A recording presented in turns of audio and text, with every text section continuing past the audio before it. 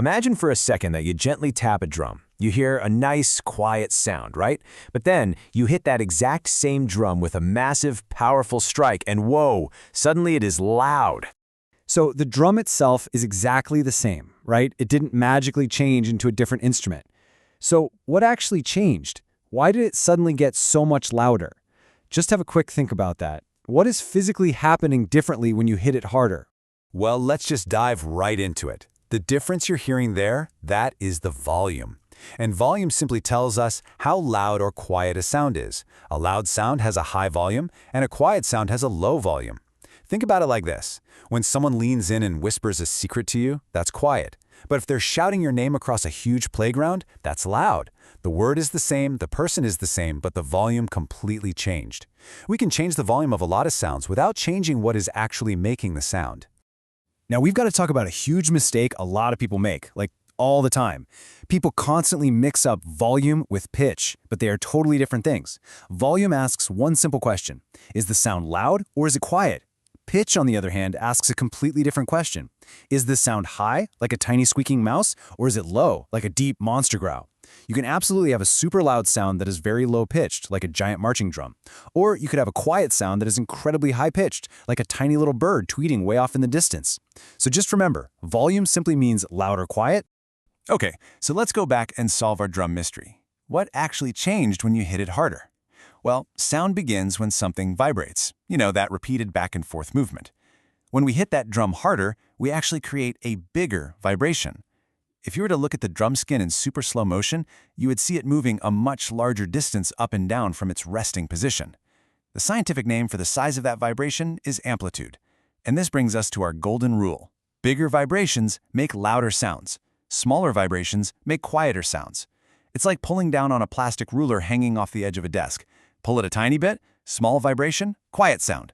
Pull it down a whole lot, you get a much bigger vibration and a way louder sound. Let's actually pause right here and crush another super common mistake. Some folks think that if an object vibrates faster, the sound just naturally gets louder. No way!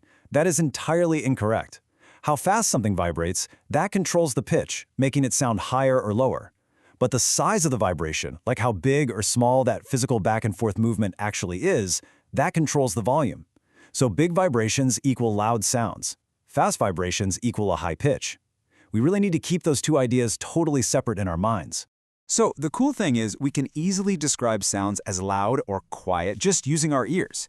But imagine two friends standing in a classroom. One says, "Man, that fan is really loud." And the other one goes, "What? No, it's not loud at all." So who's right? Our ears are amazing, sure, but words like loud and quiet aren't exactly precise scientific measurements. How can scientists actually compare sounds without just guessing or arguing about it? Well, we need exact numerical evidence.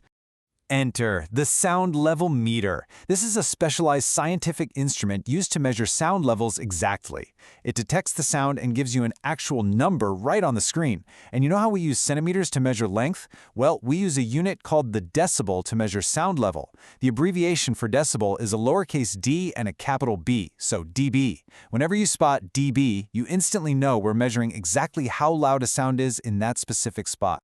Let's see how this actually works with some real-life examples. Say you're having a normal, fairly quiet conversation with a friend in a calm room. If we pulled out our sound level meter, it might show a reading of about 50 dB. This gives us a really solid baseline measurement to work from.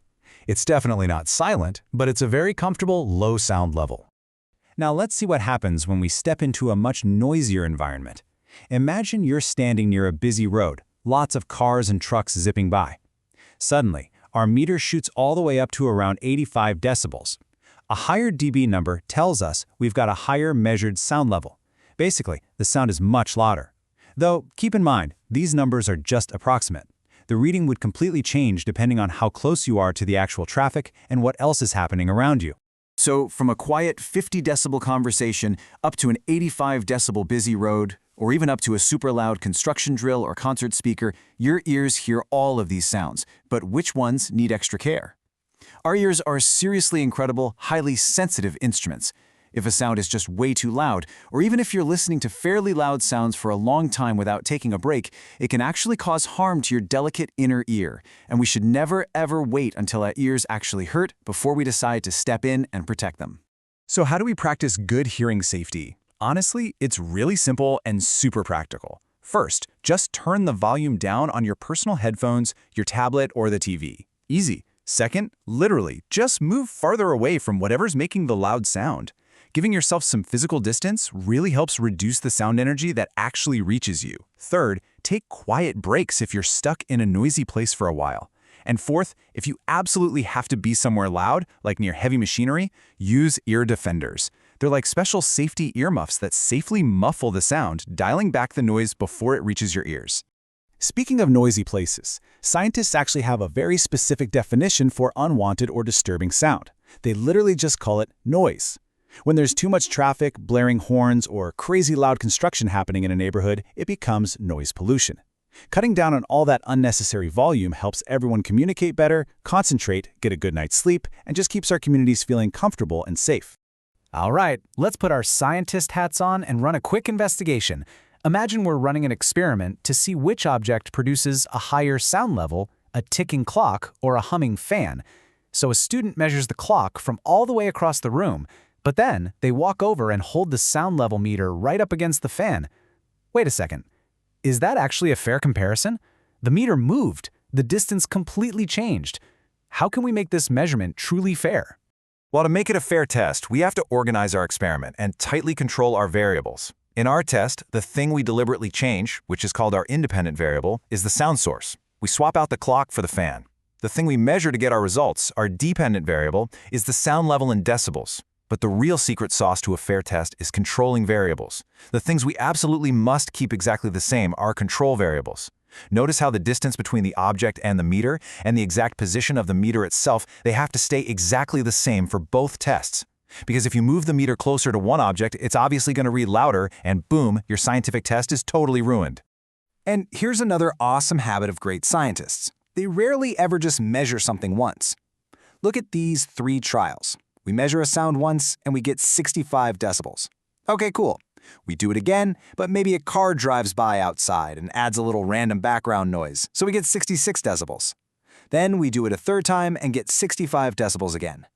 Repeating our measurements like this helps us spot random, unexpected noises and gives us way more reliable evidence for our final conclusion.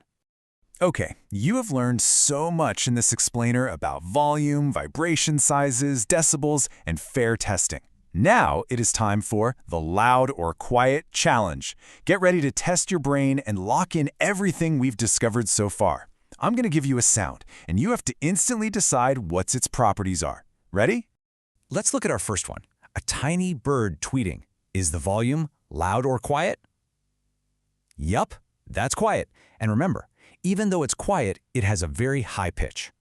Okay, what about a big drum being struck really hard? The volume is definitely loud, and it has a low pitch. Finally, what about a heavily slammed door? Loud again. This proves, one last time, that volume and pitch are totally separate properties. You can literally have any combination of loud, quiet, high, or low. You absolutely crushed that. Let's officially lock in our ultimate memory rules for this explainer. Volume simply means loud or quiet. And the physical cause? Bigger vibrations make louder sounds. Smaller vibrations make quieter sounds. At the end of the day, it is all about the size of that vibration. So now you can perfectly explain why one sound is loud and another is quiet, and exactly how to safely measure that sound level using decibels. But wait, play these 2 sounds in your head right now. One is incredibly squeaky and one is incredibly deep. That difference isn't volume at all. So what physically changes into vibration to make a sound high like a bird's tweet or low like a deep drum? Think about that, and I will see you in the next explainer to solve that exact mystery.